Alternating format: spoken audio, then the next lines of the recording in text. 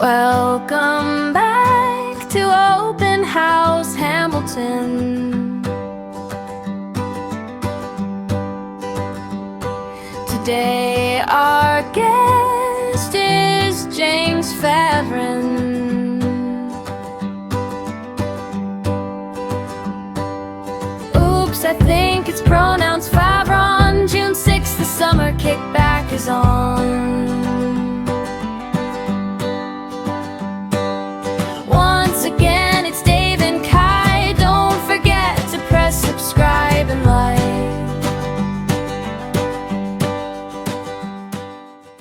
What's going on, everybody? It's Dave, the biggest pound-for-pound realtor that you know. I am here today with James Favron. one and only James Favron. Could you just tell us a little bit about yourself? And yeah. My name's James Favron. I am a dude that makes music, and I think my life is a side quest, really. It's a series of side quests with like music at the center of it. And I have 3 kids, which is cool. 3 boys. They're maniacs, and they keep me on my toes. And I have the best friends who do cool stuff like this. And I'm really just making it up as I go. That's a pretty good apt description, I think. Would you say that you said it's a series of side quests? What is the main quest? Staying alive. Okay. Yeah, paying bills. I don't know, being able to get groceries. I think it's like that's fair. I've never thought of it that way. Yeah. All right. You're originally a Toronto kid. Yeah. Right? Yeah. How'd you end up in Hamilton?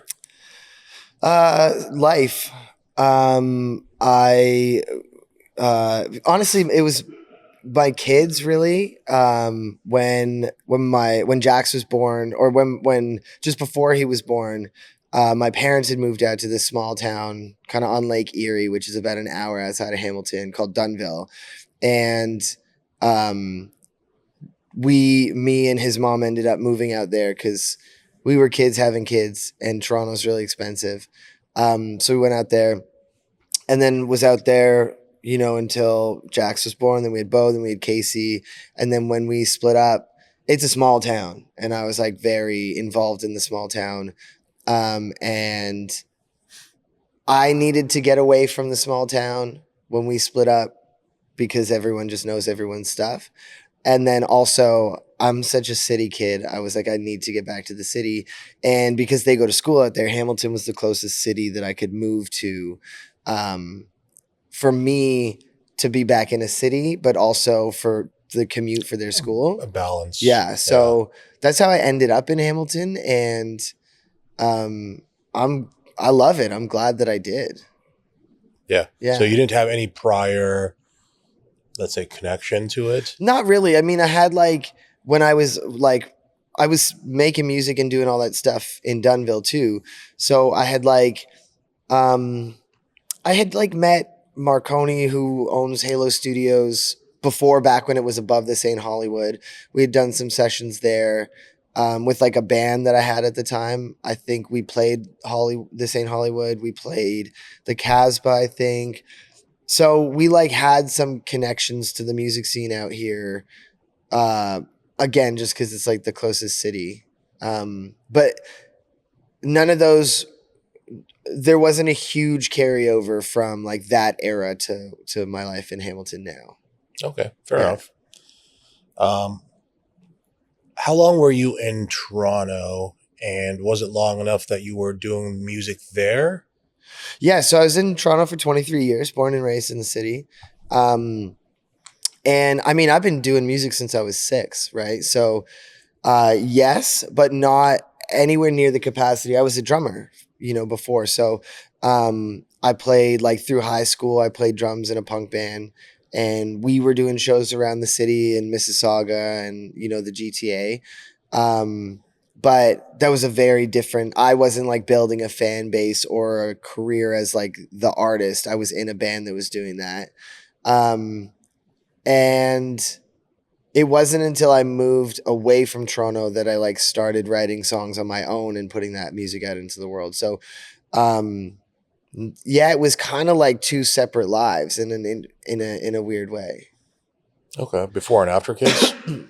Yeah, and I mean, I'm still like very heavily involved in Toronto. I work with so many people out there, and I'm still there, which has been an interesting navigation between Hamilton, and Toronto, because Toronto loves Hamilton in a lot of ways. Like anybody that I bring from Toronto to Hamilton is like, Hamilton is sick. It's got like small town vibes, but like is still a city. There's a great art scene. There's a great fashion scene. There's a great like community of people. But Toronto to Hamilton, there's the, Hamilton hates you too. There's that, there's a little something, something. Okay. Well, what is the big difference, let's say, in that respect, culturally and maybe music?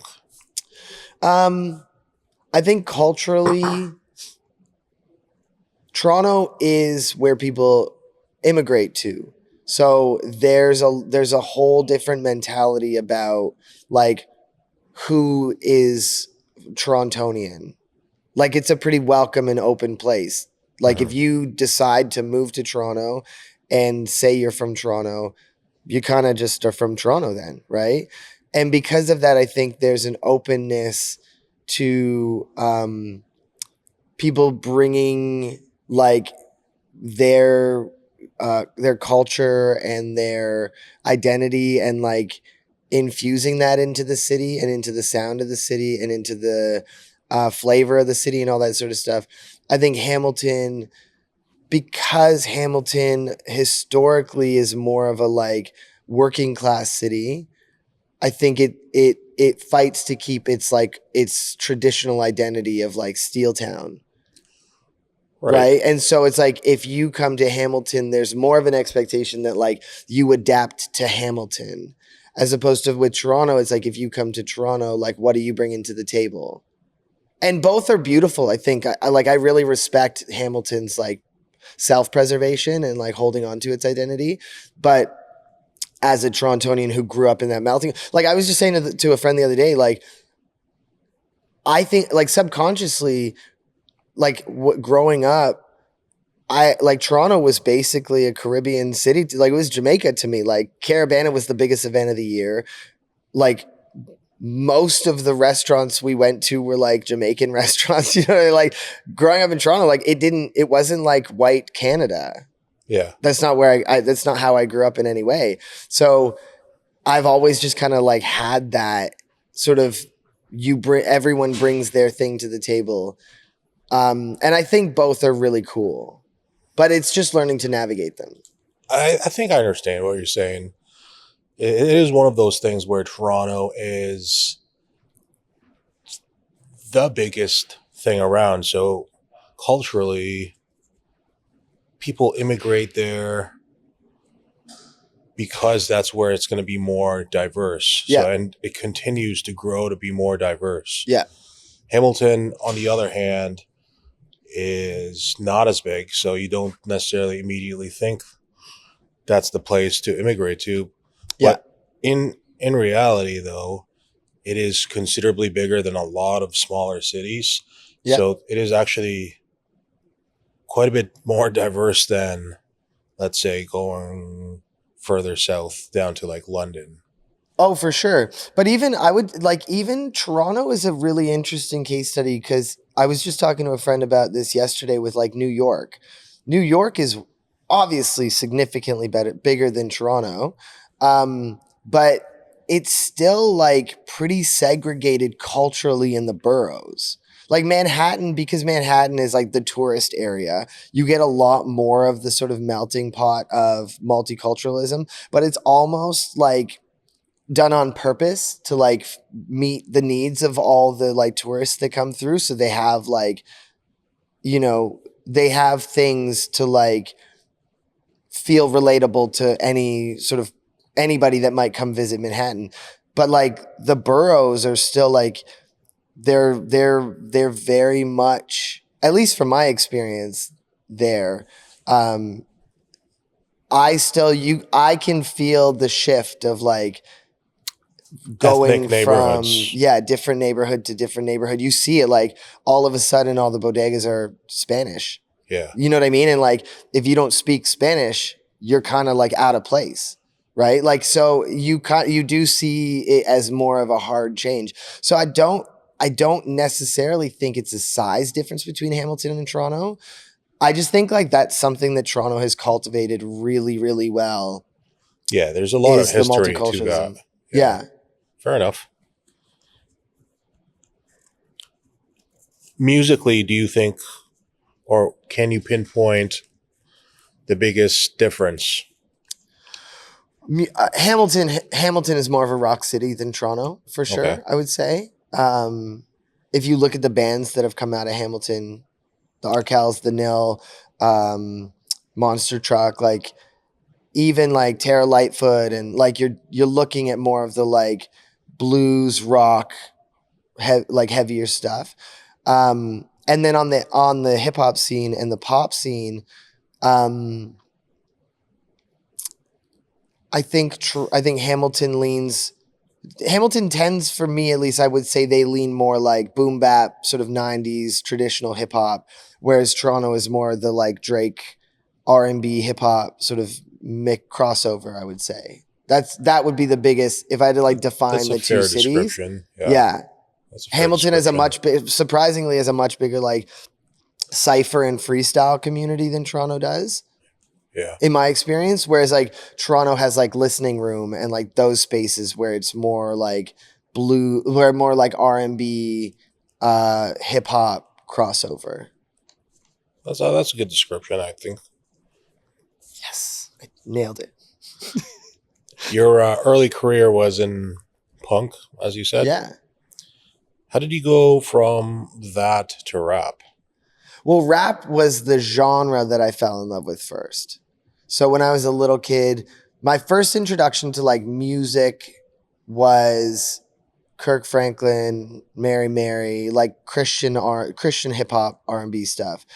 Then when I was like old enough to like go to the mall by myself around 12, then I discovered HMV, then I discovered Eminem and Dr. Dre and Ludacris, and was like, oh, so this is what they're listening outside, and fell in love with it.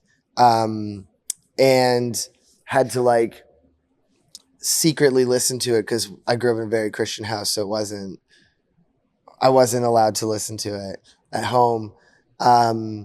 Would you say the punk aspect initially is a literal rebellion to your environment?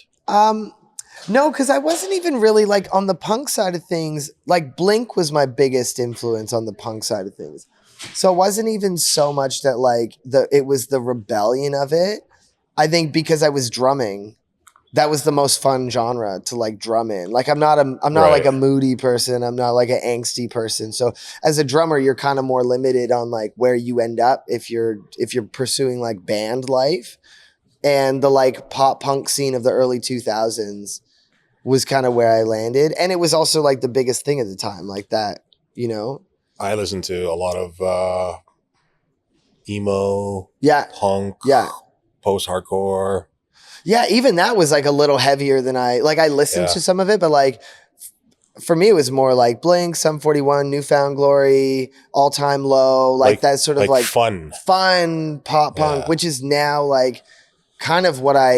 Do you speaking of pop punk? Yeah. Do you remember they used to have like pop goes punk, or punk goes pop, like collaborations where they'll take different bands and they'll do covers of pop songs. Oh yeah. Yeah. Those Or were great. Punk goes acoustic. Yeah. What a great era of music. Honestly, it really was. Like it was something. It was very special. Like even the whole like the 50 Cent and G Unit movement. Like that was such a like time, you know. And Did you see that clip where Nelly was talking about how he came up in the hardest era, like the hardest to compete in? oh yeah, and he was making like Loverboy hip hop essentially. and he was like coming up against Eminem, 50 Cent, DMX, Jay-Z, Yeah. Lil Wayne. Nas. And it's like, that's why year to year, like it felt like the king of rap was like constantly just like, or at least the hottest artist was constantly changing because it was so competitive. It was the best for that. That's what made it great, was the competitiveness. We were just talking about that a few minutes ago. Yeah. Like, that there is something incredible that comes out of that, like, competitive energy. And I do think we've lost it a little bit. I think that was one of the reasons why I was such a big fan of the Drake and Kendrick thing, because it was like, we're bringing that hunger back. Like, everybody's watching, and it's because this is what we need. Like, we need that hunger. And then it got very quiet. And then it got very quiet. Like amongst everybody. Uh-huh. I think nobody's making a big enough boom. Nobody's, I mean, what was it, like 9 months since there was a rap song in the top 10? Really? Yeah, from Drake's last single, What Did I Miss? Okay. Till he just dropped music. There was not any rap or hip hop in the top 10. Nobody's Really? making waves like they used to. And perhaps because maybe culturally the music has shifted towards a lot of dance again, and as well as Latin. Yep. So yeah, world music is getting a big stage right now, which is really cool. But I think there's not, aside from Drake, there aren't a lot of, like, what people don't realize is the reason Drake stays at the level that he's at is because he has managed to, in the same way that M did, in the same way that 50 did, you have to hit commercial markets. You have to make like pop rap in order to stay at that level.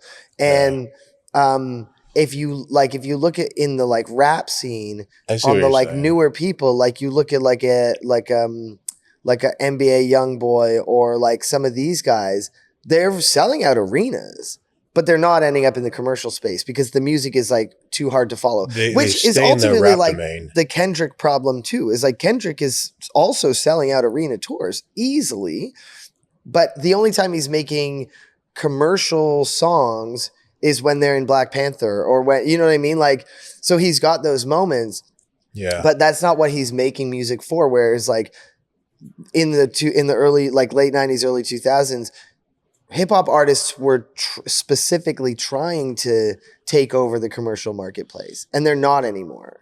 I think there was a drive for club music. Yeah. And there's not a club scene. Not in that. It's changing for sure. Yeah. Even like the scenes that are developing right now in Hamilton, shout out to Dave McMullen and his crew. Yeah. They're bringing in all of this the UKG music. Okay. So like I think generationally the music has shifted as well. So nobody's looking for rap bangers in that sense. And if I could be so bold, what's genuinely missing in Hamilton is a scene where rap can thrive like that in a club type music, and expanding on that, a strip club. Because the last time we had a strip club here, it was years ago, but it was also all electric or like electric dance. It was not okay. Yeah, because if you're talking that, that's why Atlanta has that's why those club bangers continue to come out of Atlanta, because they have a marketplace for it. Per capita, they probably have a lot of clubs there. Yes, yeah. So they have like their artists are writing songs for those spaces, which I think is, again, like when you look at like the hip hop scene in Toronto, where it's more R&B sort of infused, that's what you're hearing in the clubs in Toronto, because it's more like the only clubs really that I like. King West has become sort of the club district, and like that's people with money who want to like, and they want the clout, they want the like, they want the like stature, and so they're not looking for like strip clubs. They're looking for like elegant women at a luxurious dance club, and that's the music that people are making, which makes sense, right? Yeah. In Hamilton, I think you're totally right. We've got Absinthe, we've got a couple like we've got And Then You, we've got like Farside does events, but you're right, they cater to like the dance sort of pop world, but nobody's making that music in Hamilton. I think that's the reason. Like I would say, if you ask like what's the of the music artists in Hamilton, what's the most common like genre that a Hamilton music artist would be? Aside from the rock guys, I would say DJs. Yeah. We have a huge DJ scene. There's a lot of them actually. Yeah. Especially if you follow Brody's podcast. They're always all in there. Always. Yeah. Shout out Brody. Shout out Brody. We miss you. You've been running around the world all these days. We miss you. Don't forget us. Yeah. Or at least send us a postcard. Send us a Post-it note in the mail. Post it. We've done, you know what? That'd be hilarious if that becomes his thing. He's just sending everybody, puts the stamp on the Post-it note. Oh my God. It would get wrecked. It would get so ruined in the mail for sure. But if he made postcards that look like Post-it notes with like a little shadow in the corner so it looks like it's folded up. No, I want a real Post-it. You want a real Post-it note? I want the chance of not receiving it and then having that conversation. I was like, I haven't heard from you. He's like, I've been sending me one every week. Yeah, I think the chances are probably more likely that you don't receive it. We've done a couple music videos together now. Yeah. Pretty interesting ones. Yep. I like that you come to me with ideas. If you had an unlimited budget, okay, what are we filming? If we had an unlimited budget, what are we filming? I'm such a big fan of practical effects and like real, as you know, like I'm like, let's get into the space and do the thing, make the thing happen. What are we filming? It's so dependent on the song. Right. I'm trying to think of what's in the catalog right now that would be. Is there an idea, a visual idea you've always had in the back of your mind that you're like, if I could one day, I'd like to do this? I don't know if there is. I think like the song brings the video out for me. Right. You know, so like once I'm working on the music, then I generally start to get the idea for what like comes from it. I think like blowing shit up would be fun. Did you see that Drake music video? I did. Yeah. So that would be fun. It'd be cool to blow something up. A boat, like a bunch of people. We did the boat session a couple years ago, the yacht session. Me and LT did that. I once filmed on a boat. What's that? I once filmed on a boat. Did you? But it was parked in Kylene's driveway, actually. It was like and then you could see the guys were like rapping on top of the boat, like this, the sky behind them, but then there'd be a tree in the corner. Yeah. Just a tiny chimney up above, pointing above their head. It looked dope still. Like they were like rapping on a boat. Yeah. But there's a tree behind them. That's funny. Like, that's odd. So the Summer Kickback number 2 is this year, June 6th, right? Yes. By the way, very impressive set last year. The lights, the band. I don't think I was going into it expecting that, so you really delivered in that sense. Yep. That was the goal, so I'm glad to hear that. Yeah. So for anyone interested, it's definitely worth it. What's the hardest part about putting together something like this?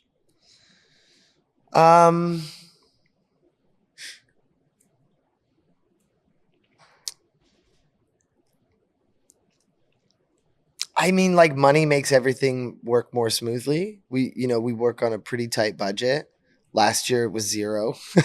Yeah. This year we had, we got a grant for the business, and so we were able to put a little bit of money towards it this year. But none of it's hard, really. Like it's Okay, just what like, makes it easier then? yeah, budget makes Budget. it easier because you're not solving problems as like creatively. What about your team? Because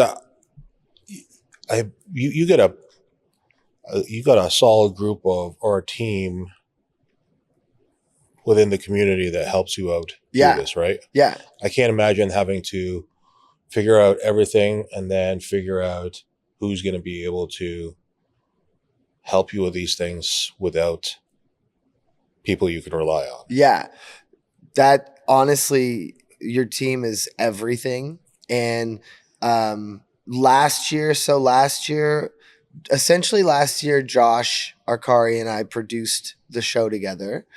I ran into him a couple weeks ago at the day after we had filmed those things. Okay. Yeah. He's a legend.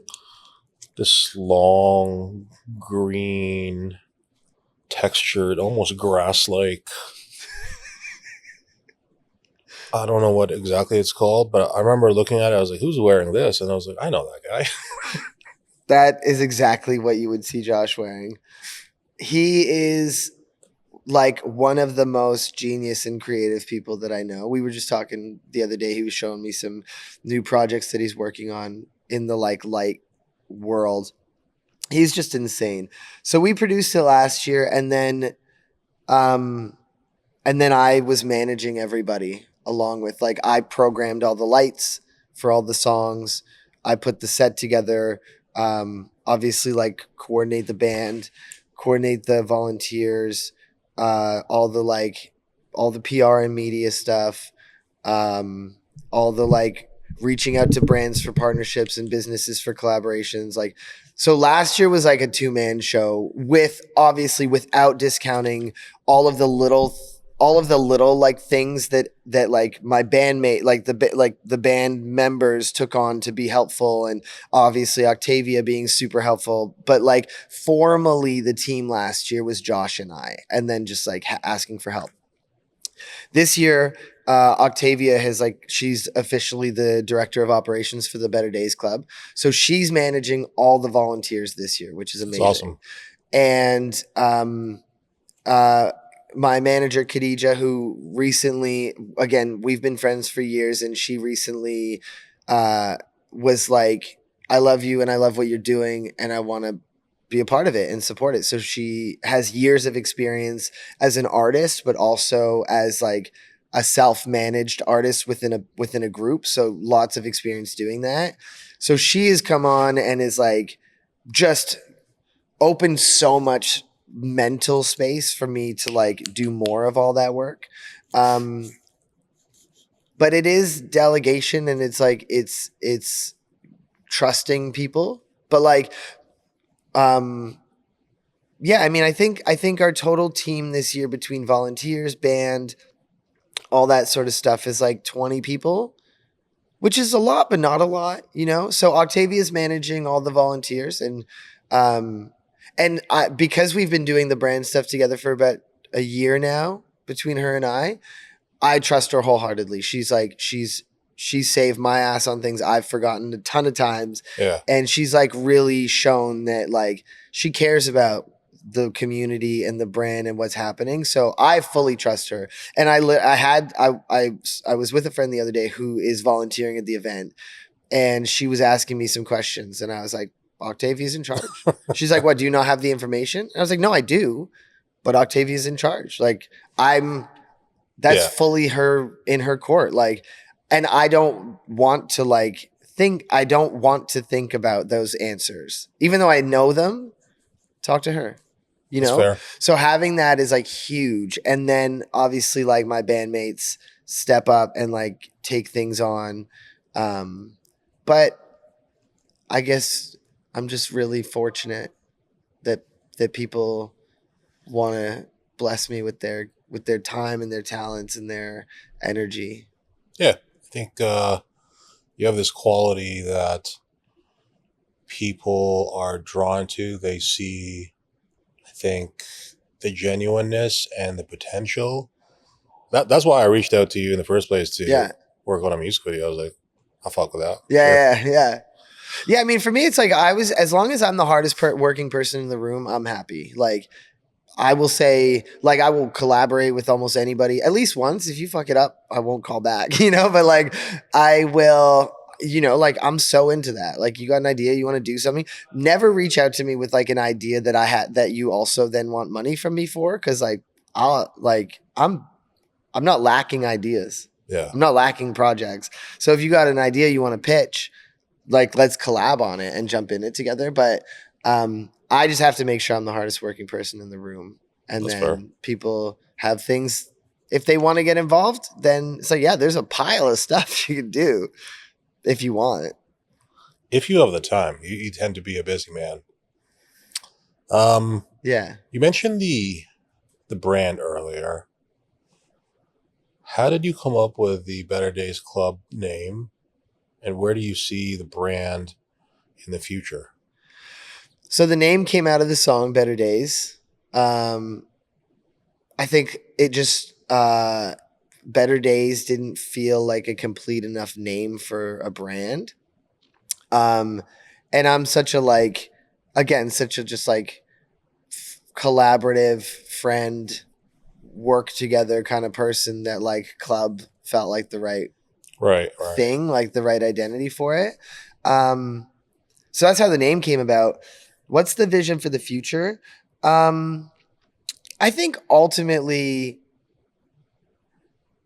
it's like my goal for it is to be like a social community disguised as a clothing brand or funded by a clothing brand, essentially. So if we can like make sure that if we can sell enough product every year that we can like put that money into like putting on festivals and shows and events and opportunities. We do the Halloween party. We do a New Year's Eve party at the clubhouse. Like, that's kind of what I wanted. Like, the clothing brand is really there to like fund building the community.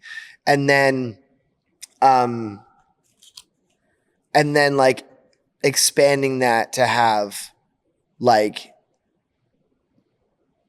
to be a global movement, where like in different major cities around the world, there's like its own version or like branch of the brand where it like it's on brand with the sort of story and with the message and with the culture, but like maybe in New York it's more of a like dance oriented kind of things that they do for the community, and in LA maybe it's more like film and like creative photography, and maybe in Paris it's more like focused on fashion, like, you know what I mean? So like what the community does in different places around the world could look different.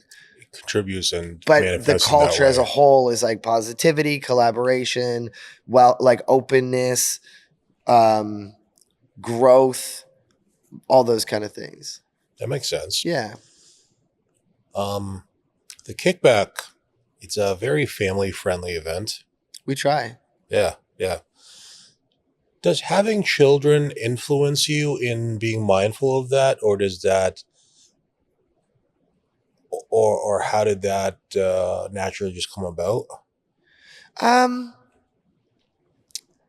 think like kids are great. Kids are fun. I when I see a kid, I want to behave like one, I want to talk silly and like be a goof, Right. So I've always been that way. And like, I think growing up in church, you kind of like go through like you're a kid in church, and then you grow up and you move into youth group in church, and then you get forced to volunteer in kids ministry to like help with kids. And so you kind of like end up around that stuff all the time. So I think that's just like naturally like what I've known, and then having my own kids, obviously, I want to make sure that they can always be part of, but like they would be part of what I mean, if I was doing strip clubs, they wouldn't be coming. Less friendly. Despite how much friendly. they might fight me to try to come, especially at this age, they're getting into it. Yeah. But yeah, I think like I just want people to be able to come to stuff all the time. And when you make it family friendly, it also helps keep away shitty people and shitty attitudes. That's a great insight. Because your chances of ending up with like a confrontation that escalates into violence when there's like kids in the room are a lot lower. So it also like helps buffer, like keep your drama at home. That's very insightful. Yeah.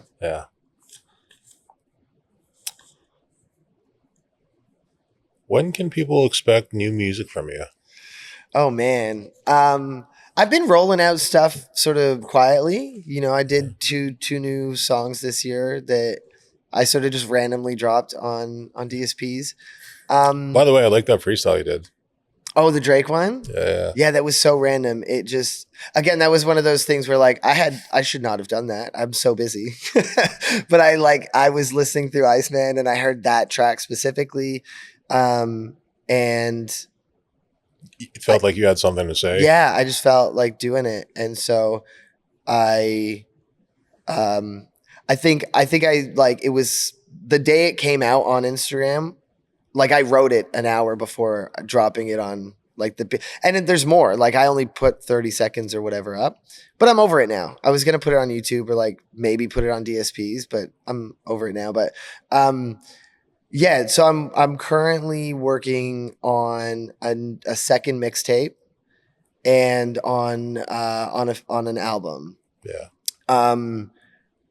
But with the way that people consume music these days, I'm feeling, and I think, okay, two sides. I want to have two mentionable points. So the way people consume music, I'm less concerned about delivering for them because they don't give a shit about it anyways. There's 150 million songs or 1,000 songs come out a day, whatever it is. You got enough. You don't need me to be putting out songs all the time. I'll put it out when I'm ready. And as you know, I generally like a big rollout. Like I want to do a full music video. I want to do content. I want to push a song for 6 months. I don't want to do that every 6 weeks. That's annoying to me. And whoever decided that should be the standard has never put music out before. Like I don't get to enjoy the song. I'm like, I put a song out and then I got to move on to the next one 3 weeks later. Not to mention that you have to be uploading it to DSPs 4 weeks in advance for pitching to play. Like, what are we doing here? I'm not a like conveyor belt. Yeah. I'm an artist who's like telling stories. I will give you songs when I want to give you songs. That being said, I have songs that I am actually really excited to get out to people. I just want to deliver it in a way that I'm proud of. And that I feel represents and like supports like the whole mission. So I've been basically trying to survive the kickback because it's been my whole energy right now. And then we will look at what's the like music rollout plan, and I want to do it when I like to do it and when it feels like the right time to do it. But there is music coming, just stick around. And I think I've heard some stuff that's in the vault. So. Yeah. And the other side that I was going to say is with where my career is at, I'm in what's called the emerging artist stage. So there's a lot of expansion happening still, which means the majority of my audience right now are newer. So songs that I've like my catalog is all brand new to them. So I actually have the luxury of kind of waiting a little bit to like put new music out because of all these new people who like these songs are still brand new to them. Like Grow Up is still new to them. That music video is still new to them, even though it came out last summer. Yeah. So I'm also trying to like, make the most of that and not move on before my audience is like ready to move on. If people are still fucking with the songs that came out last year, let's ride it out, baby. Like, we don't have to go anywhere. Give me time to work on the new stuff. And I understand what you're saying. Yeah. It's almost like social media. We get stuck that like, oh, everybody's already seen this or heard this, but in reality, only a fraction of people have. And the healthy thing would be to, work what you already have further. Yeah. And make the most of it. Yeah. While you, quietly make other things in the background. Yeah. And I think if you're diversifying what you're doing, like if you make fun social media content, then the people that have seen it already, like the music already, like the songs or the videos, you can keep those people entertained while you continue to like ride out the new people that are coming in and experiencing the pre-existing music for the first time. So it's finding that balance, right? Of like, okay, there's lots of new people that are kind of coming in. Let's like this song, these songs are still working. Let's keep doing that. And then just like find a way to creatively like keep your existing audience entertained, because they're going to be fine, with whatever you give them. They just want something from you. They like you. They think you're funny. They think you're fans, cool. exactly. Yeah, they want something from you. It doesn't have to be music. Yeah. I think a lot of people don't realize that too. It's like, if someone's a fan of you, give them anything. They just want to like know what you're up to, see what you're working on. Yeah. Like imagine if you had a friend who like only ever hung out with you if you did the one thing that they like to do. That's not a friend. So like, I don't have to think about you in like how I exist. Right. If I happen to be going to do the thing you're interested in, I might be like, yo, I'm going to do that thing. You around? But then like the 99% of the rest of my time, I'm not going to bother. Yeah. I'm like, you won't come anyways. That makes sense. And I think in life, people naturally have that anyway. Like, that's why we call them work friends or Yes. Yeah. or whatever it is. Just to quickly wrap things up, what is your friendly reminder of the day today for whoever is watching right now? What is their friendly reminder from you? Friendly reminder.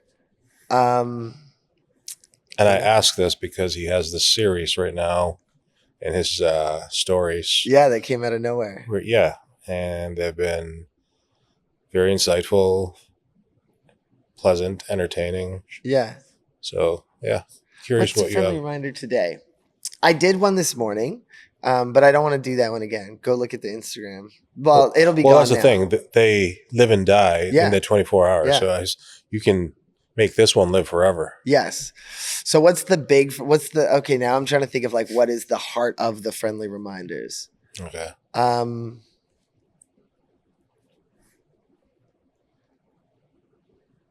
think the heart of friendly reminder is presence. Just like take a moment every day to like be present, to look at what's happening around you, because they always come from something that happened in my life that day, or my life, or someone close to me. But like they always come from either a thought or a conversation that I've had. And it's been a practice of presence. Right. To just be like, now I have all day long, I'm kind of subconsciously like anticipating the moment that the universe is like, this is today's friendly reminder. It's become this thing where like, I know now that I'm tapped into this like conversation with the universe. And so I'm eagerly waiting for the moment that it hits me, whether it's through a conversation or whatever, where the light goes on and it's like, oh, this is what today's moment is. So by being present, you're able to receive what the universe is trying to nudge you towards, or being mindful of. That's great. And they are as much for me as anybody else, which has been also super nice because the interaction and response has been insane. Like every single day, people are like, this one was for me today, or I like that you said that they're just as much for you, because you ever come across people who will like share something to their story or Facebook, and when you ask them, "Are you okay?" They're like, "Oh no, it has nothing to do with me. I just thought this might be helpful for somebody else." I'm like, that's bullshit. I know you're lying. There's no reason you'd go out of your way to do that. Like, come on. So, well, I mean, some people are weird and passive aggressive, and maybe they like someone that was for someone else, yeah. which is weird. But there are people like that, you know, and like, do your thing, I guess. But for me, yeah, I'm like just trying to stay tapped in on the daily, and they've given me something to like to look forward to every day of like, what is my lesson today? Yeah. Because it's my friendly reminder. It's like the universe is reminding me, and then I've just like accidentally stumbled on this opportunity to share with other people. And I would like to like, I think it'd be cool to like make like notebooks or something that you can like buy at some point. Like You a should little do a friendly collab reminder. with Brody. Do a collab with Brody? So it's post-it notes, Yeah. but they're all pre-printed with all the friendly reminders. Ooh. And then every day you take one. It's like, oh, Like a peel away calendar, but like friendly reminders. yeah. I like it. Brody, I'm breaking the fourth wall. This is the first time I'm doing it. You heard the man. Yeah, there you go. Have your people reach out to my people. I'm nothing but ideas that I never execute. No, I have to say, and you're not allowed to cut this in any way. You very quickly become one of my favorite people. You are Thank you. insanely talented and so much fun to work with, and so good at what you do, and so balanced between, like you had mentioned at the beginning, I come with ideas, but I also love to leave room, which is like, I think the Drift Away music video is the best example with the bathroom scene of our collaboration in that sense, because we had the video and then you threw the idea in of these confessions, and it was like, it literally was my favorite part of the video. Did all of that play out in the actual music video where you come in at the very end and find your shoes? Or was that? I don't know if we added that. I'll have to go back and watch it. You edited it. I don't think so. I think that was all promo, like the best. This is the skit part. Yes. But all that promo, that was you, because you're so good at like, at finding those moments. It was out of necessity. You had to go pick up so-and-so. So Yeah, I did. I had to run out. So we just use your shoes and your. There's my shoes and my pants. The pants was me. I'll take my pants off for comedy almost any day. Yeah. Aside from in a family-friendly kickback. So, but yeah, dude, like, it's been such a fucking pleasure. Oh, thank you, man. Becoming friends and collaborators with you. I feel I mentioned this before, but I'm in a weird part of my life where I'm busy, and my favorite hangouts are just creating things. Even this, even though it's just a conversation, it is something we're still creating. So, yeah.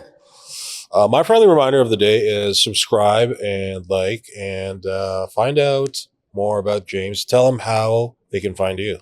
Well, first of all, that was so smooth. Yeah. That was really smooth. You can find me on Instagram. That's mostly where I live, at James Favron. JamesFavron.com has all my info. BetterDaysClub.ca is the shop website. And come to the big Summer Kickback on June 6th in this room.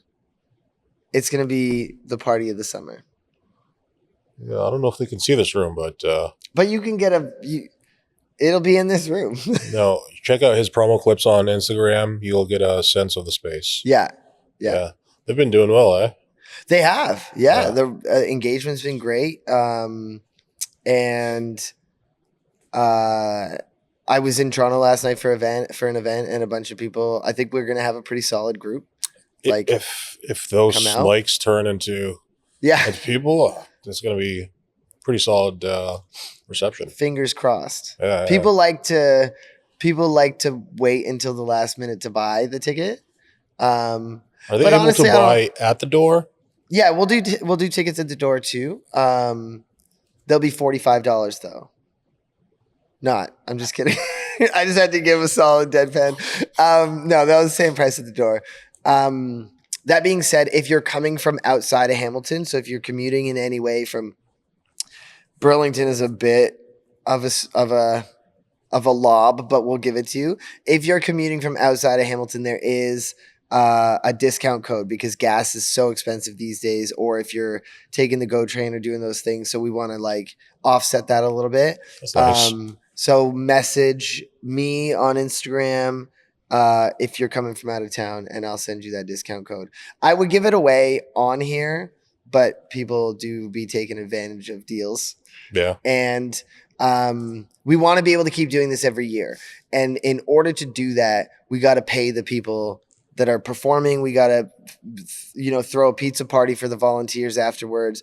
We got to, all that sort of stuff. So I don't take a cut from the event. Like we try to pay our openers. If we've, as long as we cover our costs, whatever's left over from that, we try to throw a bit to our openers.